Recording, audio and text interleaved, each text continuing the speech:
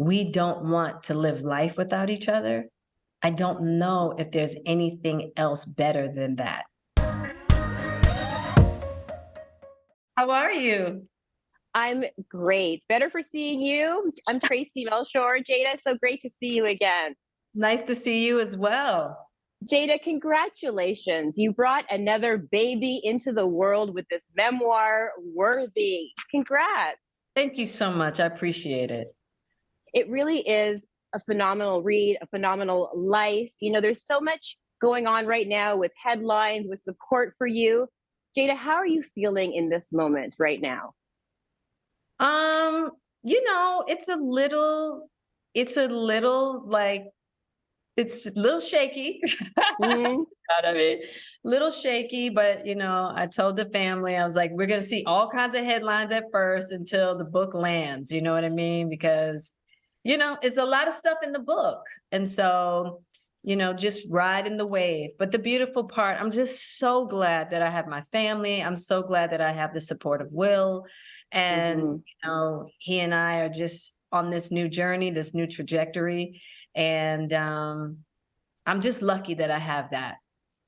Yeah, and they're lucky to have you, from one Yeah. Virgo to another, Virgo Yes. Queens.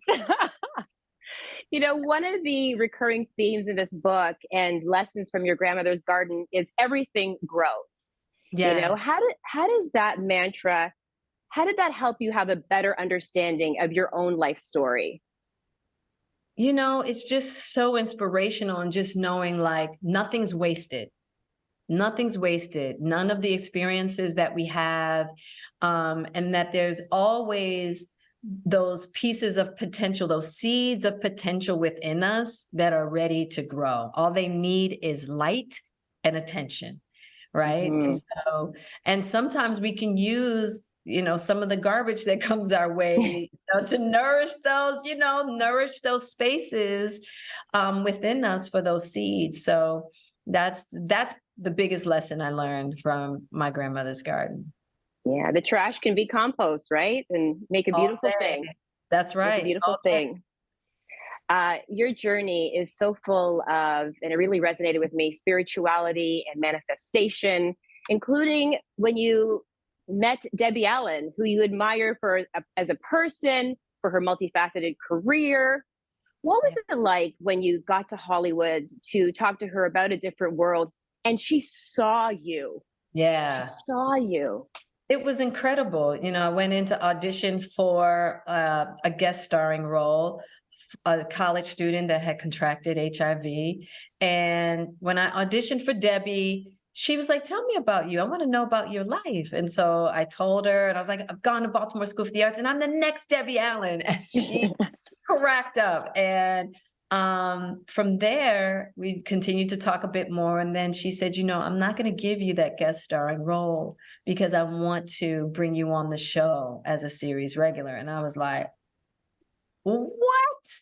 And, to be seen in that way and given, I mean, uh, having that opportunity to go on a different world, my career took off. And so, because of a woman that I had looked up to, for the many years that I had been at Baltimore School for the Arts, I wanted to Mhm. be just like her. Different world was appointment television in my house, and it resonated with so many of us. But also Jason's Lyrics set it off, Menace Society, The Matrix, Nutty Professor. You gave us so much goodness in these iconic projects. Jada, do you realize the impact of your resume? Sometimes I don't even really pay attention, It's like, I guess for me, like, I just want to leave a legacy of love, and really, like, for my family and for my loved ones. And I'm hoping that, that's the thing that I leave behind, even for people who have been on this journey with me since a different world, right? Mhm. Um, and so, and that's what Worthy's about. It's just like learning to love ourselves in a way that we have so much love to offer others. Absolutely. And speaking of love, one of the lessons in here is your history with Tupac. And you showing us that you can have real love inside of this incredible friendship. And the way you described Pac gave us a whole different side of him, which is like in true Gemini form, the different sides, right? True Gemini. Yes. Why was it important for you to highlight that relationship and to tell us about it? He was such a huge part of my life, and he was such an influence on my life as well. And I really felt like it was time to kind of fill in the mystery of our relationship, because people had always speculated all these different things about Pac and I really wanted to take the time to honor what our relationship actually was, because it was so beautiful. And so I just felt like this was the moment to do so. So many revelations in this book, including, a part of your journey that I'm sure is surprising for a lot of people, that, you were selling drugs back in the day in Baltimore. And I'm curious to know, what lessons did you take from that time, and how does that time inform who you are right now? Well, with everything that I went through, in that particular chapter is called The University of the Be More Streets. And then there's a chapter after that, Advanced Degree. But I just learned how to survive. I learned how to withstand a lot. I learned how to navigate, the streets that had a lot of wolves, real dangerous ones at that. And so really being able to discern just how to navigate my life as a whole, specifically when I came out to Hollywood, being able to understand what was dangerous, what wasn't, how to move, where to go, who to speak to, when, a lot of nuances in just knowing how to protect myself. And just, learning about money, just learning about money on a really base level. I learned about stocks from hustlers. I learned about how to build business at first from hustlers, because they were all street entrepreneurs. They owned barbershops, they owned sub shops, they owned restaurants. And so having relationships like that really made it clear to me that it was possible for me to build a little empire for myself. And look at you now. Look at you now. You're just so very forthcoming and open and worthy about your life, about your journey, about the Oscars. There's been so much said about that night. What do you want people to know about that night? I'm just here to tell my side of the story. And then whatever people want to take from that, people are going to do what they're going to do. People are going to say what they're going to say, right? But for people who are interested in my story, I'm just here to tell my side of the story. And I think that I hope people learn, you got to be careful with assumptions. I think a lot of assumptions were made about a lot of things. And I would tell people to still just wait, because you got to hear Will's side of the story, right? And, just be careful with the assumptions. And I think that people just have such a good time, have so much fun, just kind of filling in the voids with their own narrative. But most of the time that will lead you in the wrong direction. So, I'm just hoping that people understand that assumptions are just not good to make. You called the Oscars in the book, the chapter, Holy Slap, or Holy Joke. Holy joke, holy slap, lessons. because of all the holy lessons. What lessons do you think came out of that night? I learned so much about compassion. I learned a lot about not assuming, right? From my own perspective. And really just learning how to walk with Will a different way.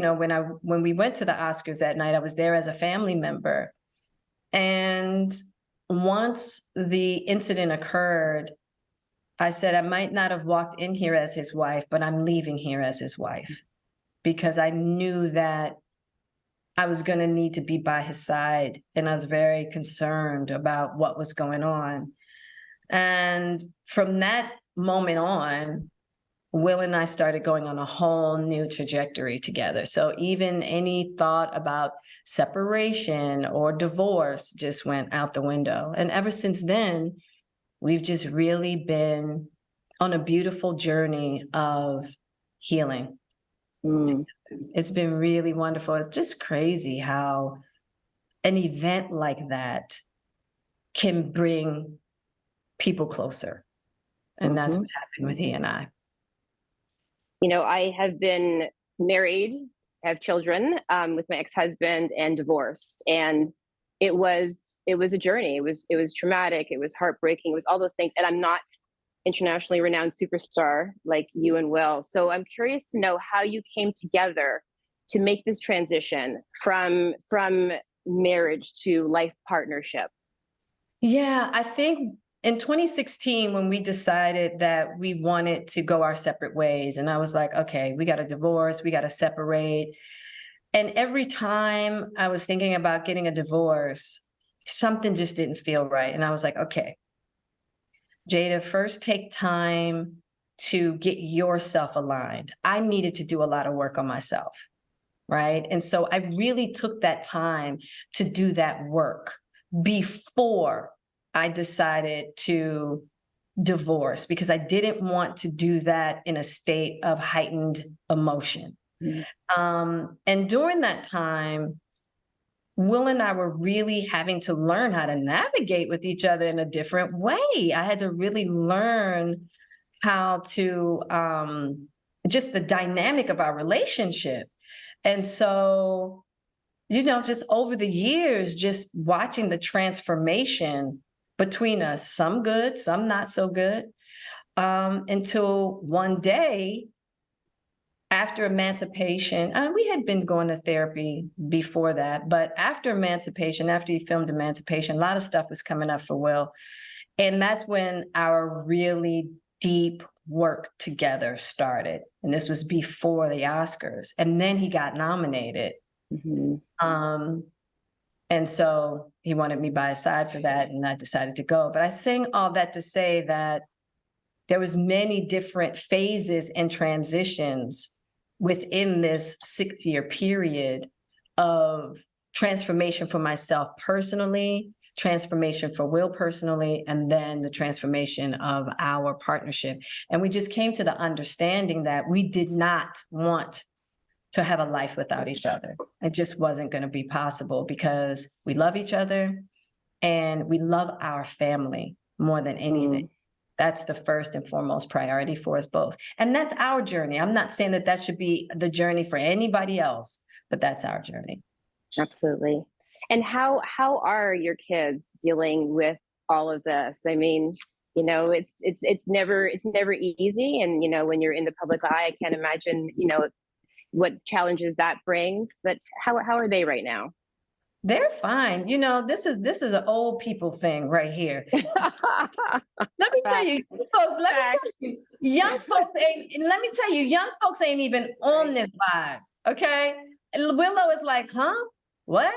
You know, like it's not even on her timeline. Like, and Jaden was like, oh yeah, I saw a little something. Yeah. You know, but young folks don't care about what us old folks is doing. You know, I want to go back to a part in the book where Will first asked you out. Yeah. And he phoned you up and he said, are you seeing anybody? You're like, no. Then he said, well, you're seeing somebody now. I was like, damn, Will Smith, put it on you, Jada. Yeah. How would you describe your love story? A whirlwind. You know, and it's a love story for the books. That's for sure. If we ever decided that we wanted to really write our story, it is definitely a love story that has had many phases. I will say that, but it's been a beautiful one. I mean, I have to be honest with you. Look, I know everybody wishes that they could have the most ideal relationship. I don't even know if that's possible, right? And that was one of the things that I had to go away and kind of dissolve, even within myself. I was really disappointed not to have the romantic, ideal, fairy tale relationship. But to land in a place with Will where we can look at each other, we've loved each other through the best of ourselves, the absolute worst of ourselves, and everything in between. And we don't want to live life without each other. I don't know if there's anything else better than that, you know? And so I'm really happy to have landed there. And that to me is the love that I always wanted, a secure love that wasn't based on me having to be perfect, and that wasn't based on me having to be my best all the time, and to still be loved. And same for Will. Yeah. So yeah, it's just a beautiful thing. And I can't imagine the pressure. You say, you know, you wanted this idealized fairy tale, and, you know, all of us are looking from the outside, looking at your inside and thinking, wow, it must be perfect. Right. It must be like phenomenal. And that's the thing. I think people just have to let it go. I don't know anybody who has a perfect relationship. Nobody. Nobody. And I think Nobody. I think that we don't do each other, I think we do each other a disservice in trying to represent our relationships as that, you know, and as difficult as this, you know, or I wouldn't even say difficult. I just think people are just having a good time with it. But, you know, I'm hoping that people will see that there's a different type of relationship goal. Yes. So, a different type of relationship goal instead of trying to look for perfect and ideal. Yes, I like opening up the definition, because I feel like relationships can be as different as the people in them. Well, all of us are unique. Yeah, Yes. it has to be. Two unique individuals come together and create a unique dynamic that is just about what those two want, whatever that looks like for those two, you know, but you know, we got to take a minute, you know, it takes a minute for people to really understand that. People really want to hold on to those romantic ideals. And I get it, because Lord knows I wanted to too. I wanted to also. Me too. Me too. One of the things in the book, well, so many things in the book, but after every chapter, you have an exercise for the reader to explore. And I found myself, as I was reading it, things that I thought I had processed, things that I thought I had dealt with were coming up, you know, to the surface, and making me re-examine the work that I still need to do on some things that I thought I had put to bed. Was that your intention with that exercise in the book? Absolutely. It's like, as I'm doing my self-inventory, if you're willing, maybe you should do some self-inventory too, or do it together, right? So, right, because we're on this worthy journey together. We are, you know, and part of that worthy journey included, you know, what we talked about your other projects was Red Table Talk, you know, and the impact and the ripple effect and the conversations that your family's conversations had to help other people open up and talk about things that they hadn't spoken about before. And I love the fact that it was just, you know, the catalyst was Willow saying, you know, Mom, I want to know about you outside of you as my mom, which I thought brilliant, right? From the mouth of babes. Absolutely. Yeah. Were you surprised by the ripple effect, by the impact that Red Table Talk has? I was. I'm happy about it. But I was definitely surprised, because for us, it was just a hobby at first, and then it turned into a day job.